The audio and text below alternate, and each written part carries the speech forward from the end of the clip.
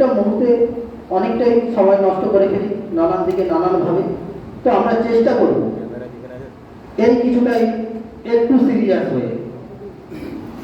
তো আজ আমরা যা জানতে আসছি, যা শিখতে আসছি, জানতে হোক অজানতে হোক এখানে এসেছি, তো আমরা এই সময়টাকে একটু সতর্কতার সাথে যদি সময় দিই, আগামী দিন আমাদের প্রত্যেকে অনেক সুন্দরতার সাথে কাটবে, একদম নিশ্চিত। আজ আমরা যা কিছু জানতে বা শুনতে এসেছি এগুলো কখনোই আমাদের থেকে অদ্বিতীয় বা অভেদ নয়। তো আমরা জানতে অজান্তে প্রত্যেকটা মুহূর্তে আমাদের মধ্যে যেসব সমস্যার বাসা বাঁধছে সেগুলোর মূল কারণ আমরা নিজেরাই। আমরা প্রত্যেকটা মুহূর্ত না জেনে না বুঝে ওপরের দিকে তাকিয়ে শুধু একটাই কথা বলতে থাকি, ভগবান আমাকে এই দিচ্ছে সেই দিচ্ছে আদার্স দিচ্ছে, নানান প্রবলেম দিচ্ছে। তো এখানে লক্ষ্য করলে দেখা যাবে বেশিরভাগ সমস্যাগুলো ক্রিয়েট করা আমাদের। তো আমরা সেগুলো জানবো কিভাবে আমরা নিজেরা ক্রিয়েট করে ফেলি আর কি। তো ফার্স্ট আমরা বুঝে নেব যে আয়ুর্বেদ কথার অর্থ হচ্ছে আয়ুর্বেদের আয়ু কথার অর্থ হচ্ছে আমাদের বয়স, আর বেদ কথার অর্থ নলেজ বা জ্ঞান। তাহলে যে শাস্ত্রে আমাদের বয়স কিভাবে বৃদ্ধি পাবে এবং আমরা ভালো থাকবো সুস্থ থাকবো, যে শাস্ত্র থেকে আমরা জানি তাকেই বলা হয় আয়ুর্বেদ। তো আয়ুর্বেদের মধ্যেই আমরা সবাই ডুবে রয়েছি, এর বাইরে আমরা এক মুহূর্ত কেউ থাকতে পারি না, সম্ভব না। প্রত্যেকটা মুহূর্ত ডুবে রয়েছে। তো কিভাবে ডুবে রয়েছি তাই একটু দেখা যাবে। আমরা আমাদের কন্ট্রোলে কোনো কিছু কন্ট্রোল রয়েছে এই ইউনিভার্সের হাতে, নেচার প্রকৃতির হাতে রয়েছে। আমাদের যে খিদে লাগে, আপনারা কি বলতে পারেন আপনাদের হাতে রয়েছে?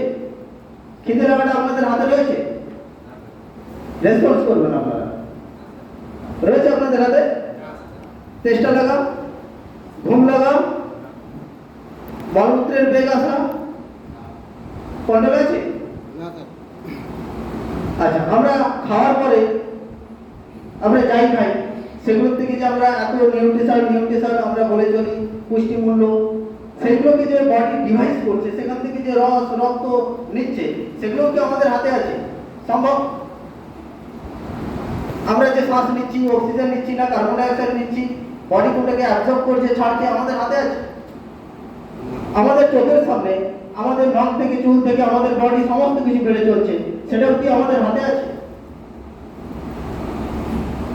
তাহলে সবটাই রয়েছে এই নেচারের সিস্টেম।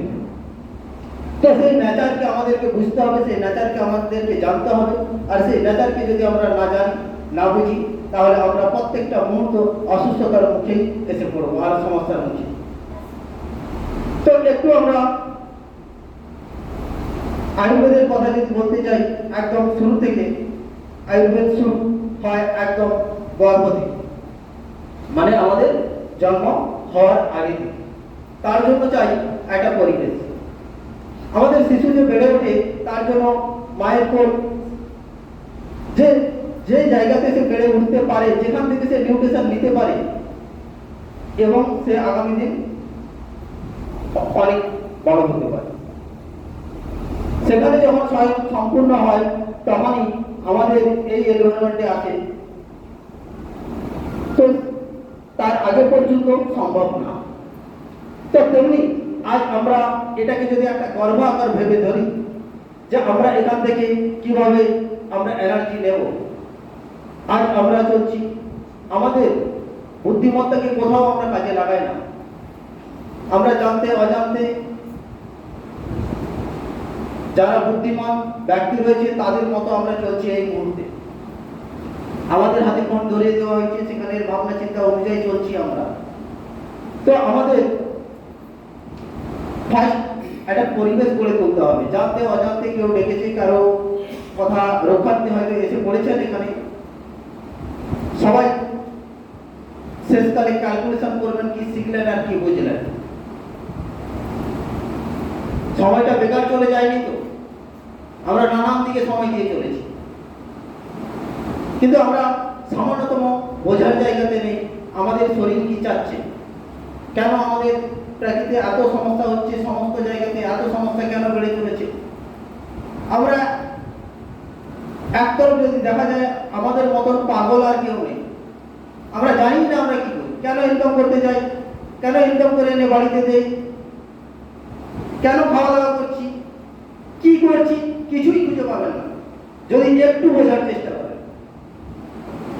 তাহলে আজ এত ছুটাছুটি, এত আর্নিং, এত সময়কে বাঁচানোর চেষ্টা, সময় বাঁচানোর জন্য একদিন আমরা পায়ে হেঁটে সমস্ত জায়গা যাতায়াত করতাম, সেখান থেকে বাইক, সেখান থেকে কার, সেখান থেকে রেল, সেখান থেকে ফ্লাইট, শুধু সময় বাঁচানো যাতে আমরা আগামী দিন আরো একটু ভালো থাকি, সুস্থ থাকি সমস্ত কিছুর জন্য।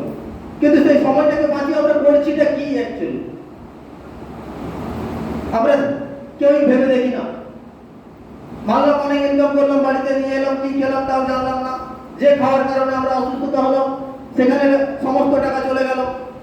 তাহলে কোথায় দৌড়াচ্ছি আমরা, কিসের জন্য দৌড়াচ্ছি ভেবেছেন কেউ? তখন ভেবেছি তাদের ঘরে কি খাচ্ছে, ফোনে কিছু একটা রান্না দেখেছি সুন্দর, সেই রান্নাটা আমরা বাড়ি কি করে খাবো, সুন্দরভাবে কিভাবে চলবো, আমরা দেখছি সে টেস্টফুল কি করে খাবো। তাহলে মূল কথায় আসি, তাহলে আমাদেরকে আমাদের এই ন্যাচারালি একটু গুরুত্ব দিতে হবে আগামী দিন যদি আমরা ভালো থাকতে চাই। কিভাবে গুরুত্ব দেবেন? আমাদের জানতে অজান্তে আমাদের খিদে লাগে, আমাদের হাতে তো নেই, আগেই বললাম, আপনারাও স্বীকার করলেন তো, তাই তো? তাহলে আমরা সবাই ভালো করে দেখবেন, যখন কাউকে পছন্দ টেস্টটা পায়, যখন ফার্স্ট জল খাচ্ছেন আপনাকে অমৃতের মতো মনে হয়, ইয়েস এন্ড নো?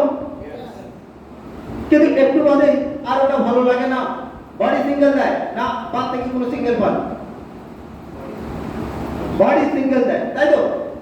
যে আর ভালো লাগছে না, তাহলে স্টপ করে দিন, আর খাবেন না।